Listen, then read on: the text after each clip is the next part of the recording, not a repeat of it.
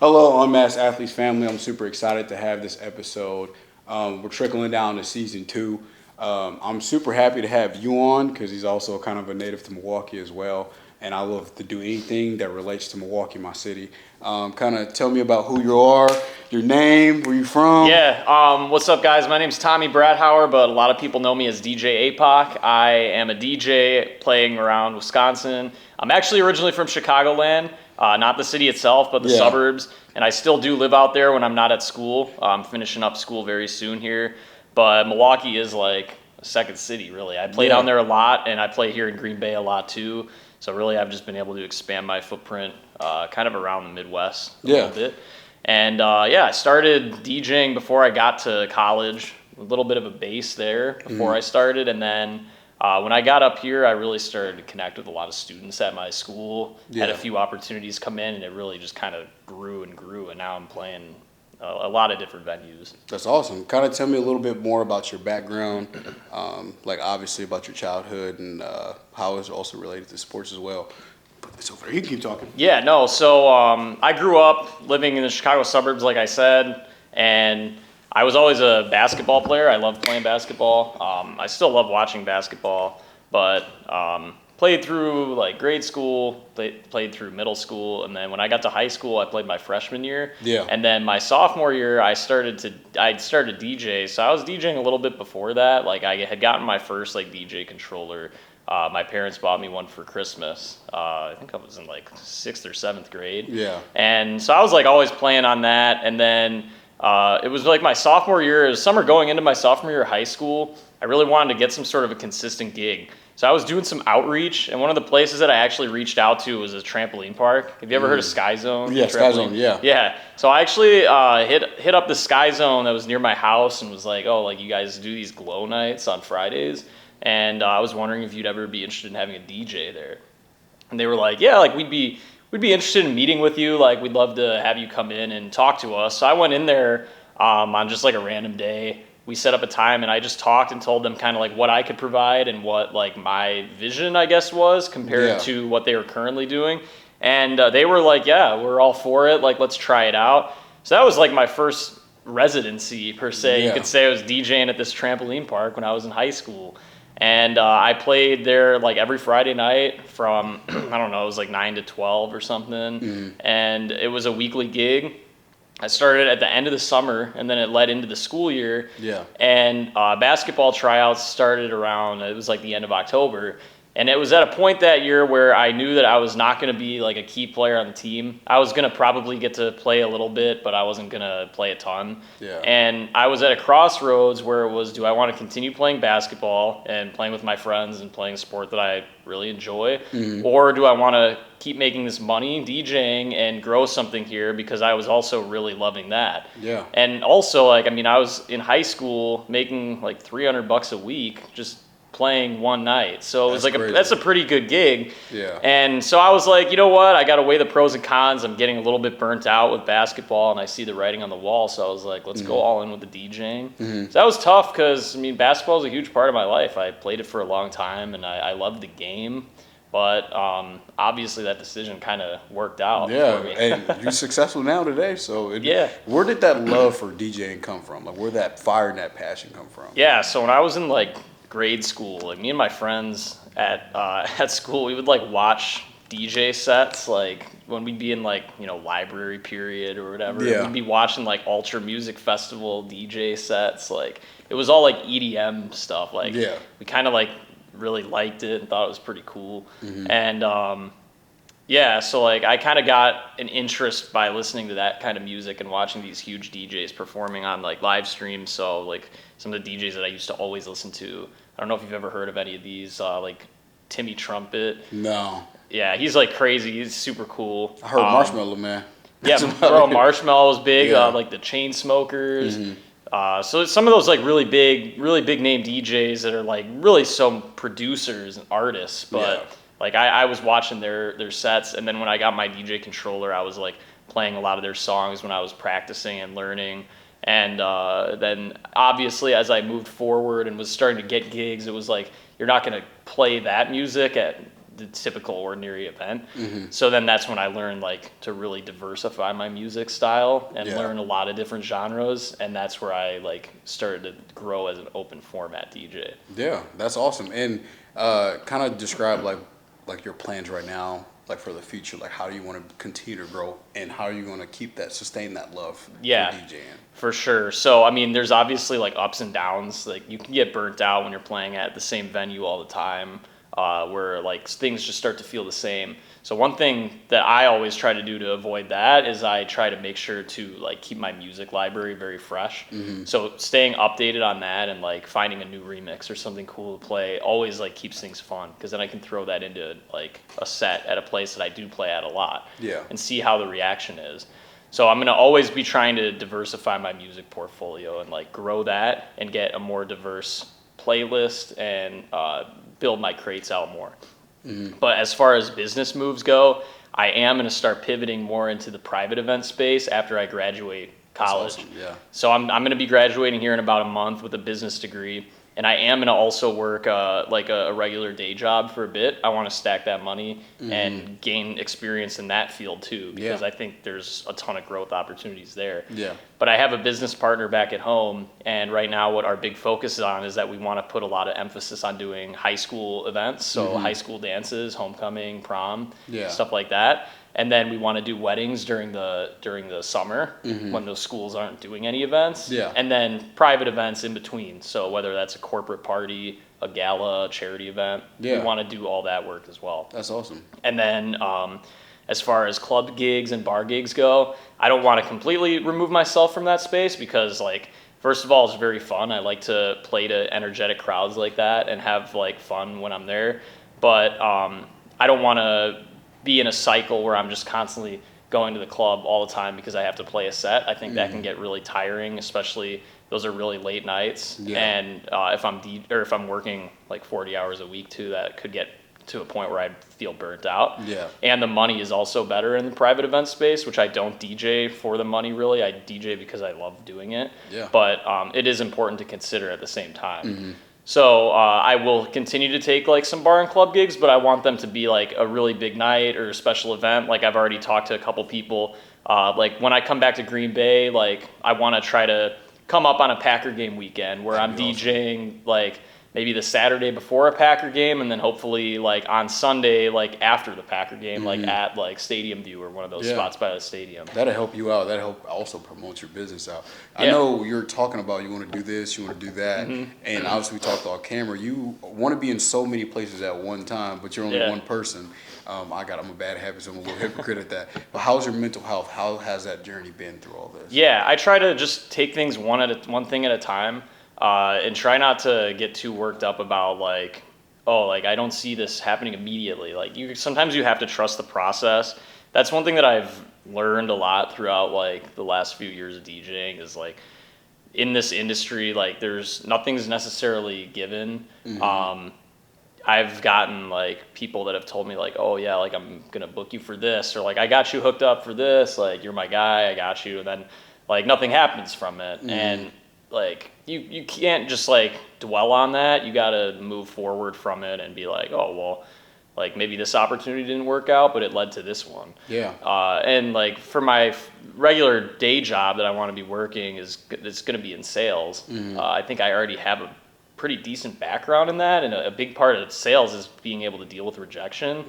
And I've already experienced that a lot. I mean, sometimes it's a contract that you're trying to land. Like for our private event stuff, like I've had inquiries come in and I'm like, oh, this would be a really good opportunity. Like, I really hope this happens. And then they're like, oh, the price range isn't right. And it's like, well, like I really want to work with you, but I also can't devalue what we're providing and like just be changing my prices for everything. Like it's got to be consistent. And I think that like I'm giving you a good value for what we're doing.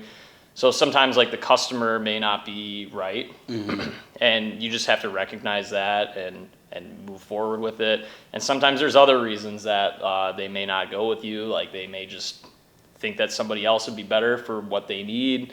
So like obviously nothing is a given. You gotta earn your gigs and do well when you play them.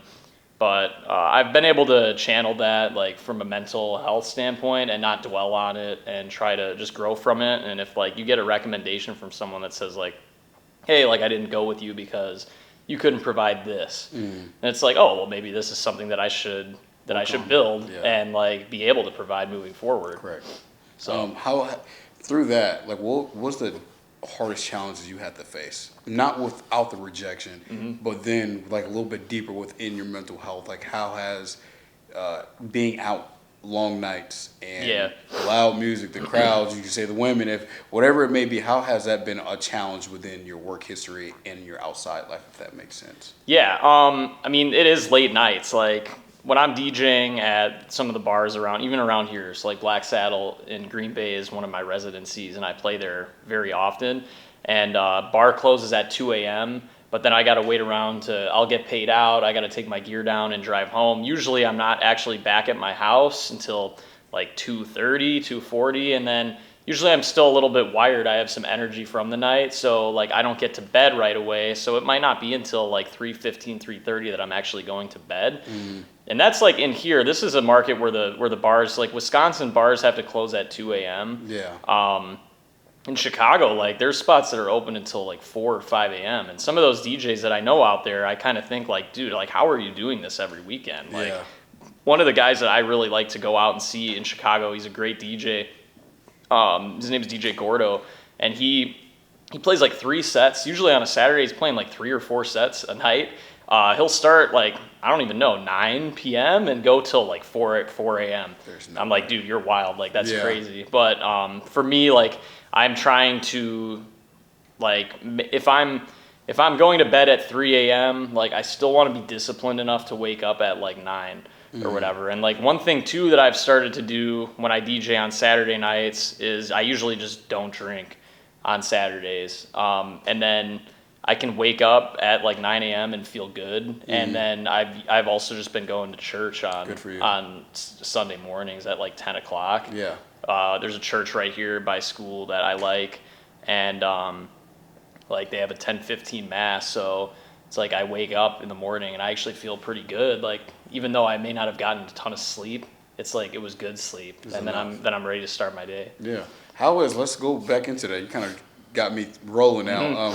How has your faith been, not even a challenge, but how has your faith helped you to be in the place you are right now? Yeah, I mean, well, to start with the challenge, I think the biggest challenge is just that a lot of my work is being done on the weekend. And so like I'm Catholic, and so there's usually 4 p.m. mass on Saturday you can attend, or you can go on Sunday morning. So it's like I'm either going to be up late on Saturday night DJing, and then I got to be disciplined to get up in the morning and go on Sunday. Yeah. Or there's times where I have an event, especially during the summer, I'll be at home doing different private events or whatever. Like I may have a private party that I'm DJing on a Saturday afternoon that is during that 4 p.m. mass time. Yeah. So I try to stay on top of it and not skip mass. I'm guilty of it from time to time. I don't go, and it's really just me being lazy. So I'm trying to work on that and really be disciplined.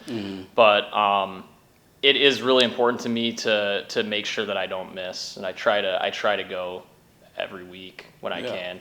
But I do think faith has helped me grow, not just as a DJ, but just as a person. Like a lot of the decisions that I make are rooted in faith, and like nightlife is an industry that there's like all sorts of different things out there. Like there's people that are in it for the wrong reasons, I would say. And for me, I really just try to stick to my roots. And it's like, I'm not doing this for, chasing popularity or chasing clout and trying to like make a bunch of money off of people. Like I really do genuinely love DJing. I love the music, and I love making connections with people.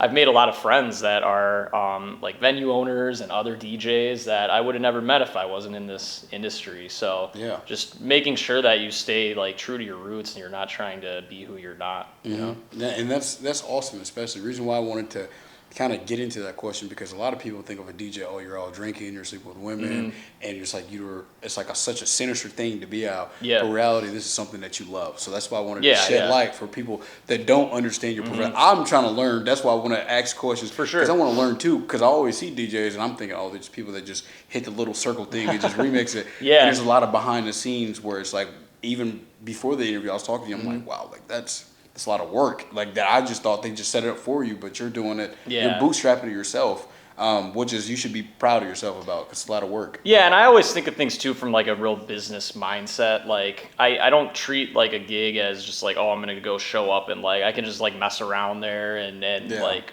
play around. Like I try to be very serious about it, and that's how I've always been from the start. Like whoever is booking me is trusting me to do what they need, whether that's like making sure their venue is crowded or if I'm doing a wedding, I need to make sure the timeline's on schedule and then I need to make sure people are dancing. So it's not like a free for all. Like I think a lot of people do think it's like, oh, if you're a DJ, you're just going out and partying all the time. Really, it's not. I mean, there may be some DJs that do treat it that way, but I don't. I try to be very professional with it. Yeah. And what would you tell your younger self? Like, what would you tell your younger self to the person you are now? I would definitely. Well, I mean, when I was younger, I would have never thought that I'd get to like be playing at a lot of the spots that I do now. So I guess I would just say if you commit to something, you can get it done. Yeah. This is. I mean, I've been DJing like relatively DJing, like owning a controller and like kind of learning it and like playing, not in front of a crowd, but just owning equipment and like learning it for like 10 years now. I think well, actually probably longer because I'm 22. Yeah, I'm 22 right now. I was probably like 12 when I got my first controller. So yeah, probably about 10 years. Yeah. And then DJing in front of a crowd for I'd say like probably 8. Whether that's like, a party or something that I was like booked to do, like at my school, like that's kind of what I started out with, like some like middle school events and stuff, little things like that. But, and then even now, like I'll think back on it, like don't take advantage of what you have right now because like there's been times where I'm like, oh, like I really want to like play somewhere else. Like I feel like I'm not growing, like I'm staying in the same markets all the time. But like 16-year-old me would have thought that this is like the greatest thing ever. Yeah. So like appreciate what you have right now, and like it's always good to be chasing more and like trying to grow and reach new markets and reach new things, but also like take a step back and appreciate what you have.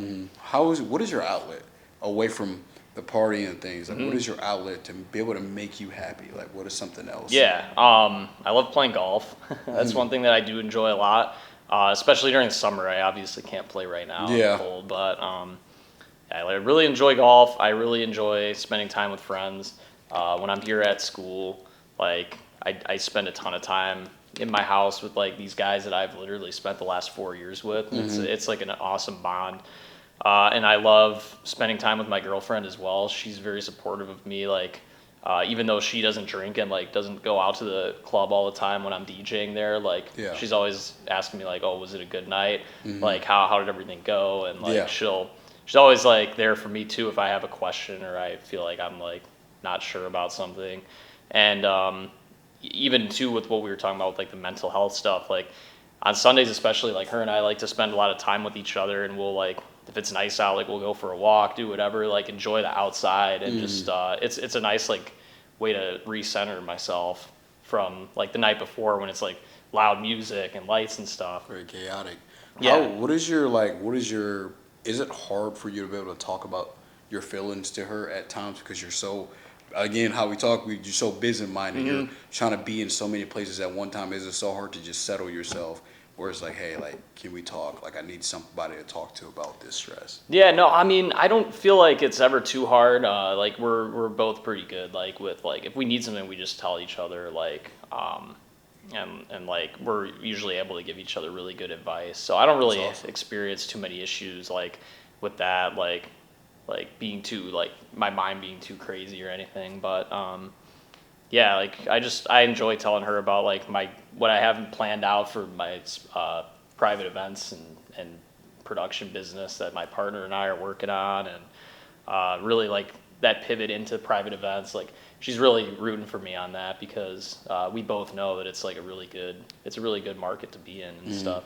That's awesome. You got a #1 supporter right there. Yeah, in the corner. for sure. Between her, my parents, like my family, they've always been super supportive of me too, which is like huge because I know some parents may be wanting me to follow a more traditional route where, I mean, there were a couple summers where I didn't work like a part-time job because I was DJing, and I mean, money-wise, I was probably making the same amount of money, maybe more.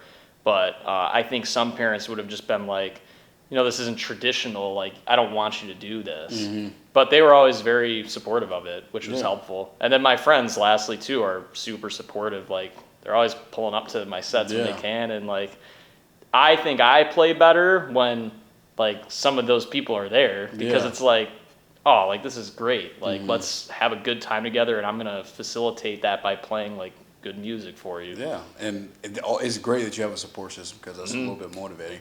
For the people that don't know who you are or, like, never really kind of talk to you or don't know about you, what should they know about you outside of the DJ and, like, who you are as a person? I would say that I take academics seriously. You may not think that because, like, you only see me at, like, bar DJing. Yeah. But, like, I've always taken my academics very seriously, and it's something that I pride myself in is, like, good academic results.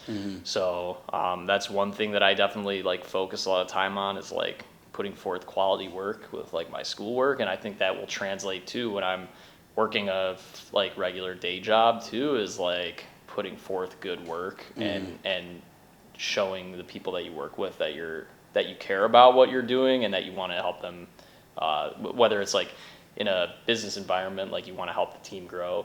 Or for me, like, when I'm working with my partner on our business plans, it's like I'm locked in and I want to get these things done. And then also faith, like I had mentioned too, I try to attend mass, and I'm, like, serious about trying to act out what we're supposed to, and it's not like I'm putting on a front of just, like, going to church and then, like, everything else in my life has, like, nothing to do with it. I try to be grounded there. And trying to other things. I mean, I don't really know. No, I think you said it. I think you said you said it perfectly as well. I think, what would you tell the younger generation that wants to be in your position as you're going to continue to grow? Because I know, and I believe you're going to grow. Like, what if you're a younger kid that was in your spot when you were younger? How you talked about how you were when you were younger. You got your first. It's like, for those kids that want to be in your position, what would you say to them? I would just say be in it for the right reasons. Don't think that by being a DJ is just going to be like, oh, like, it's for popularity. It's, like, to drink free, to, like, get my friends in the club, like, whatever. You got to be in it for the right reasons, because if you're just doing this for the wrong reasons, like, either you're going to burn yourself out, or the venues or people that are going to book you are going to eventually realize it, and they're probably not going to book you, and then you're not going to have any gigs. So it's always important to, like I had said earlier, like, I treat all my gigs in, like, a professional way. Like, I don't want to. I have a responsibility to get a job done, and if I'm showing up and not doing what I'm supposed to do, or prepping for a gig appropriately. Like, imagine if I'm booked for a wedding and I don't have their first dance song ready to go. Like, you could totally screw up the entire wedding, and that's something that they're going to remember for the rest of their life. So a wedding is a really serious event that, like, there's a lot of moving pieces that need to be figured out, but I bring the same kind of professionalism to the bar too. Because if you're not following a format, or you're just trying to play music that you want to hear yourself, and the people that are there don't want to hear that, they're gonna walk out the door in the bar, and the bartenders are gonna lose out on money. So you got to be in it for the right reasons. And that's awesome. And I hope that people are also very inspired by what you said, because I feel like there's a lot of outlets. Like, obviously, when I was younger, like, my passion was always this sports. But it's awesome to hear it and have you on the podcast. The reason why I wanted you on the podcast, because not only did you have a passion and a fire for basketball, but you switched something that also made you outside of that happy. That's what everybody in the world, I feel like, should also find. Because if you have one source of happiness in your entire life, that's a great thing. But I feel like there should be multiple things that also make you happy. You got to have multiple outlets. Like, because, I mean, for the basketball example, if I say I did play basketball through high school, then, I mean, as far as the DJing goes, I could still be where I am today, because like when I moved to college, like I kind of started fresh from one standpoint, like because I was like basically new to this market here, and I was only doing like private parties when I was back at home. But like, what would I be doing with basketball now? Like I knew I wouldn't play in college, Yeah. and I mean maybe I would be able to play. Maybe I'd play like intramurals more or something. Yeah. But I think the timing of things and like things just work themselves out. Like I think at the time, like it was a hard decision. I didn't know exactly what I wanted to do. It was like I don't know, do I want to really give up on basketball and stop playing? But like it worked out like tenfold. Like I set a base for myself with the DJing, and like now it's like, this is 8 years later, and I feel like really happy with where I am. What do you want for your future? Like I kind of asked that earlier, but kind of reason why I asked that because I asked what you would ask yourself when you were younger. Like, what would he think? But now it's like, what you want for your future? What's your future plans? Shout whatever venue, whatever. I told you, I want you to be able to promote yourself on the podcast because I think it's a stepping stone where you're able to build your future. Yeah, I mean, moving forward, like I had said, I really want to grow in the private event space. But like, there's a couple things from. I'm gonna touch on like two different aspects here. One is gonna be DJing, and then the other is gonna be like career in life too. So for DJing, I would really like to grow in that private event space. I want to be able to like have a big impact on people, which means like I want to do like your wedding. I want to DJ an important event for you, whether it's like your wedding or some sort of a big family event that maybe everyone. It's really just kind of like a wedding, I guess, in a way, but where we do like these school dances where we're the DJ for a homecoming or a prom, and we don't do it like a traditional DJ might, where it's just like a little setup that comes in and like they're just playing a request. Like we try to almost make it like a concert and like give these kids something really cool and exciting to look forward to. And the schools love it too because then the kids are engaged and actually really enjoying themselves. So like those types of events like really give me like a sense of fulfillment and something that I don't feel every time at the bar or the club because it gets a little bit repetitive. Yeah. As far as like venues go, like I said, next school year or not school year, but like next football season, when I'm no longer living in Green Bay during the school year, since I'll be graduated, I do want to play at like Stadium View during a Packer game Sunday. I think that would be a great gig. One of my goals was that I really wanted to play a set in Florida. I always really wanted to DJ in Florida for some reason, and I'm actually going to be making that happen this upcoming weekend. Shout out to my guy, DJ Alex Chang down in Orlando. I'm going to be DJing with him on Saturday night at one of his spots down in Orlando. That's awesome. That's going to be a super cool experience. And what else? I'm trying to think of some other goals. I want to do a couple traveling weddings too. I think it would be really cool to have a couple that is doing a wedding in another market, like whether it's some sort of an SNC alum that knows me and wants to bring me out somewhere outside of like Wisconsin or Chicagoland. That would be super cool. Like a destination wedding or something where I'm flown out to do the DJing would be super cool. And then on the other aspect, like career and also like personal life, I want to set myself up to be able to kind of grow in a career too, while running my private events business on the side. So multiple forms of income, that's like very important to me. I think it is something that you should always try to pursue. And I actually had a talk with a mentor of mine a couple of weeks ago. It was probably about a month and a half ago. And we talked about some of my personal goals, and really what we chalked it up to was that I want to be a good family man. Like I want to raise a family. And I want to have freedom, whether that's financial freedom, but also like the freedom to do things with the people that I love. Yeah. And then the last thing was just that I want to pursue success. Like I think everybody wants to be successful in their own way. And for me, like there's a couple different aspects of success I think that I guess you could narrow it down to. One of them would be money to an extent, but you shouldn't focus completely on money. But I want to have the ability to be financially free and be smart financially. But then the other one would be to be available for the people that I love. So I want to have the ability to like instead of being booked every weekend, maybe I have a couple weekends off, and that's part of what we're doing with this private events company is that we have a team of DJs. Like I already got a couple guys that are technically not necessarily working for me because they're not like W-2 employees, but like they're my guys. Like if I have an event that either I can't be at or maybe there's a conflict and I am already booked, like I can send one of these guys out and I trust that they're going to take care of it for me and do just as good of a job, if not better than me. That's awesome. Yeah. Yeah. And obviously, going back to your support system, how I know I do say every guest, obviously, you're locked in with the content. Yeah. You can look in the camera, you look away, whatever, send a message to home to that amazing support system you got. Just a bunch of thank yous because I think it's always important the people around you to know that their work and their sacrifices are worth it, that they know and understand the person you are now. It isn't went to waste or anything, if that makes sense. So you can go ahead and send a message. Yeah, no, I mean, just to everybody that supported me, whether it's by coming to a set or even just giving me the ability to learn how to DJ or just giving me some sort of support anywhere along the lines, I really appreciate it. And you're the reason why I'm able to do what I am and give other people really good, positive experiences. The feeling that they feel when they go out to a place that I'm playing or when I DJ a wedding and they tell me that they had such a great time, like that's all a direct result of the support that I receive from you being my support network. So thank you. That's awesome, man. That's beautiful.